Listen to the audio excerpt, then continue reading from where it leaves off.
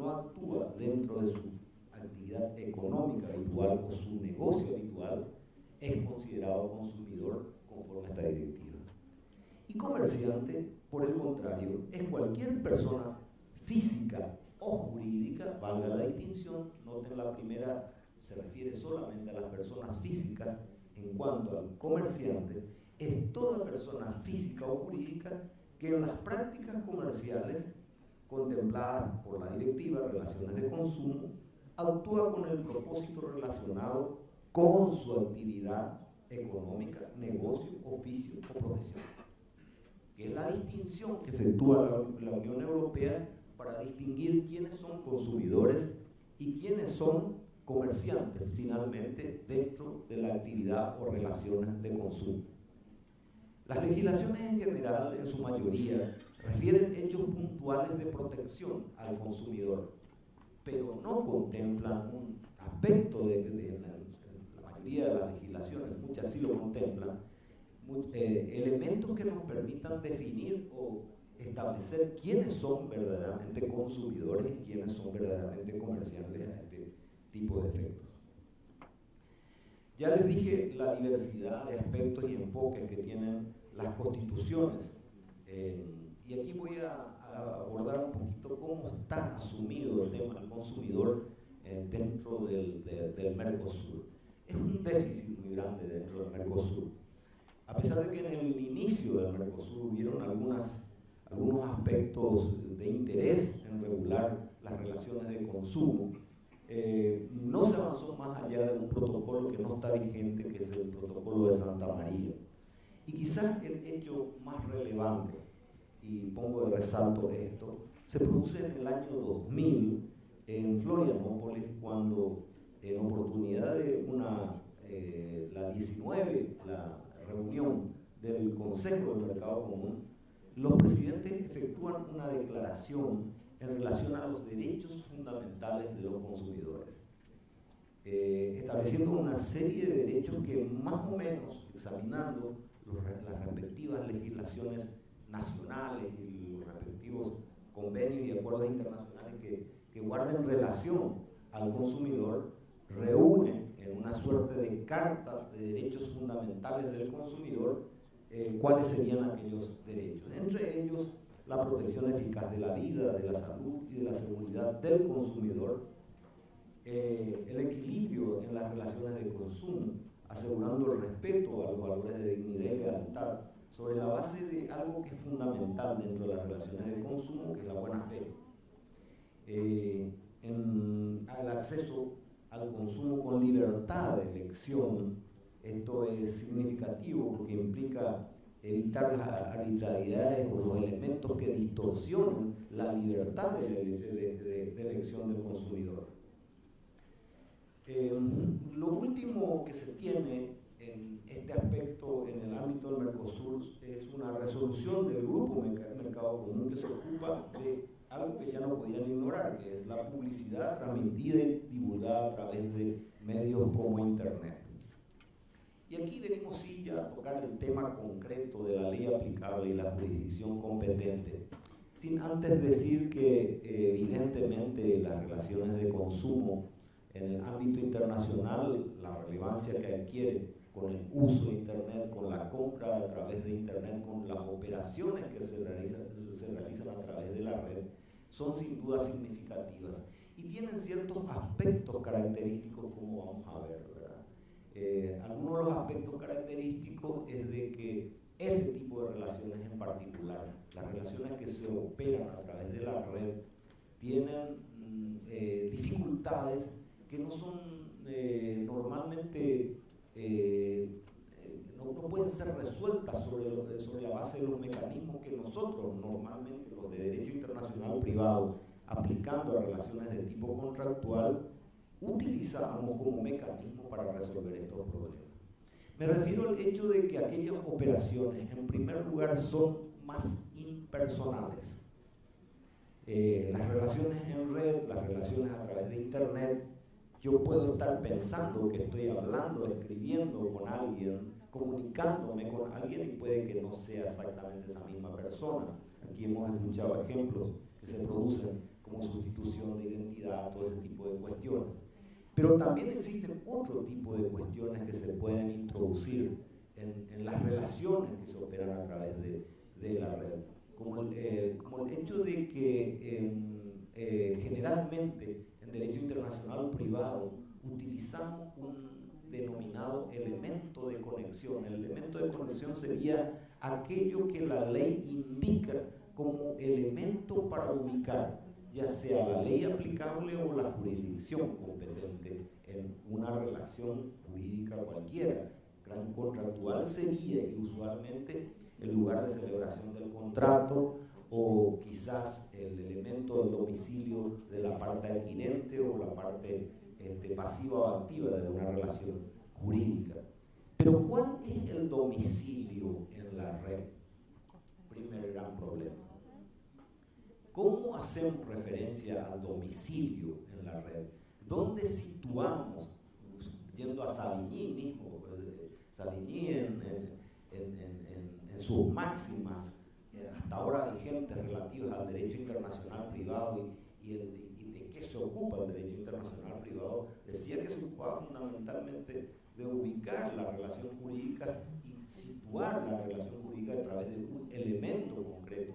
Y ese elemento concreto es que se dificulta en estas nuevas relaciones que aparecen a través del uso de estos mecanismos. Dicho esto, dejo en suspenso esto y paso a explicar cuál es el estado en el ámbito de la regulación internacional de las relaciones de consumo en lo que guarda relación a la ley aplicable y a la jurisdicción competente. Yo les había dicho que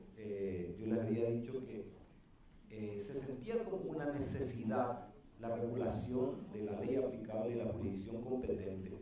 En primer lugar, por la diversidad legislativa de las legislaciones nacionales. O sea, encontrar una fórmula que permitiera más adecuadamente saber cuál es la ley aplicable cuando dentro de la relación de consumo aparecen elementos de internacionalidad. Una primera oportunidad de abordar a nivel regional esta cuestión y a nivel de las conferencias especializadas de Derecho Internacional Privado, reconocidas o conocidas también como CIDIP, se dio en oportunidad de abordar la ley aplicable a las relaciones contractuales que se efectuó en México. Pero el problema del poder abordar, aunque sea tangencialmente, aunque sea de costado, aquel problema de relaciones de consumo por el año 95, 96, ¿verdad? El problema era de que el verdadero interés estaba centrado en las relaciones entre comerciantes, entre personas que tenían una relación más o menos similar, no una relación, diríamos, de parte débil con una parte más fuerte, que sería el elemento característico de una relación de consumo. Por dicha consecuencia, se evitó incluso en aquel protocolo relacionado a la ley aplicable a las obligaciones contractuales toda referencia a las relaciones de consumo.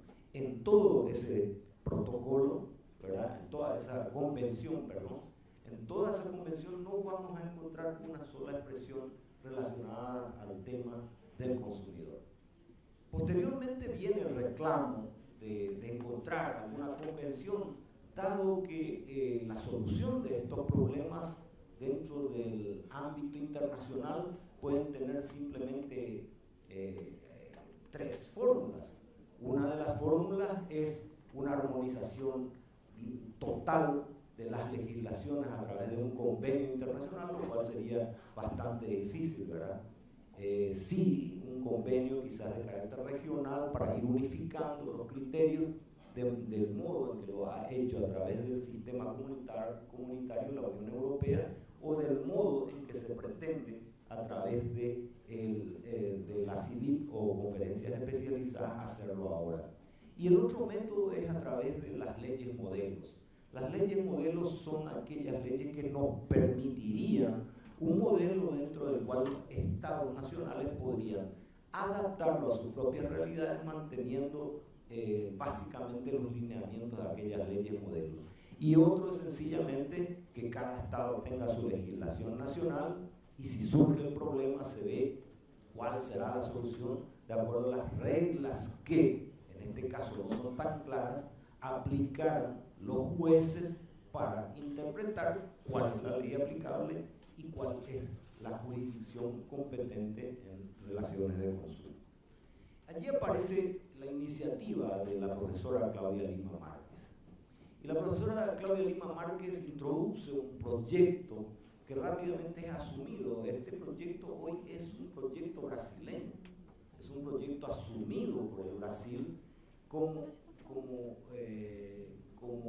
digamos, un instrumento de enorme importancia y significativa importancia para Brasil y con el mismo criterio para nuestros países en el sentido de dotar de un instrumento que permita resolver esta cuestión tan especial de dónde se va a producir el litigio o cuál será la legislación conveniente o aplicable. Y ahí aparecen dos sistemas, ¿verdad? Dentro de la CIDIP hay una corriente propuesta por Canadá y Estados Unidos que se diferencia a este proyecto, ¿verdad? Y este proyecto considero, sin embargo, yo que trajo a una convención, a una conferencia internacional, la idea del análisis y la necesidad de una convención de esta naturaleza. Esta convención tiene básicamente un respaldo en el criterio utilizado por la Unión Europea. El proyecto básicamente presentado, o inicialmente presentado, abordaba solamente, sí, tengo 5 minutos, creo que lo puedo lograr. El proyecto abordaba en un principio solamente la cuestión de la ley aplicable, no así el de la jurisdicción competente. Se pensaba que abordando solo la ley aplicable sería más fácil introducir como convención y encontrar una fórmula que satisfaga los intereses estatales y los diversos criterios que existían. Hay un proyecto uruguayo que se presenta a raíz de este proyecto, impulsado por el profesor Telechea Bergman, que ya señala también que en este ámbito de análisis de cuál es la ley aplicable y jurisdicción competente, en el ámbito internacional hay discrepancias y hay diferencias. La primera discrepancia entre el proceso en el proyecto Lima Márquez y el proyecto Telechea Bergman es de que el proyecto Lima Márquez aborda solamente el tema de la ley aplicable. En cambio, el proyecto de Telechea Bergman, uruguayo, plantea ya una convención que aborde no solo la ley aplicable, sino la jurisdicción competente. Y hay otras diferencias también. Ustedes habrán notado que en la lectura que hice de la directiva de la Unión Europea, hablaba del consumidor solamente de las personas físicas.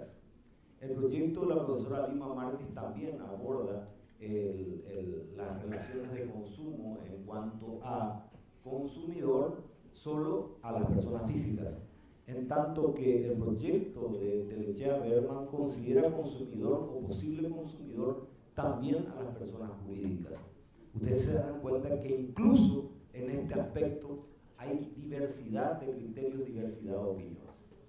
Pero como me queda poco tiempo, ustedes querrán saber, bueno, ¿y cómo resolvemos este tipo de cuestiones en este panorama tan difícil, ¿verdad?, que tenemos? Y sobre todo ante el hecho de que las relaciones de consumo que se operan a través de Internet es una realidad diaria y los conflictos también son una realidad diaria.